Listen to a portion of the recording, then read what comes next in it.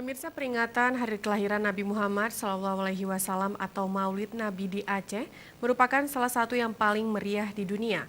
Dari durasinya saja Maulid digelar selama 3 bulan berturut-turut. Belum lagi menu makanan yang disajikan hampir ratusan bahkan lebih.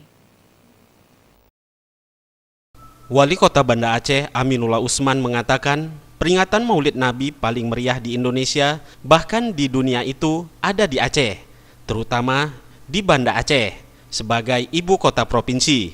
Di Aceh, kenduri dan syukuran memperingati hari kelahiran Nabi Muhammad SAW atau Maulid bukan hanya diperingati pada 12 Rabiul Awal saja, tapi selama 3 bulan penuh yang terbagi dalam Maulid Awal, Tengah, dan Maulid Akhir.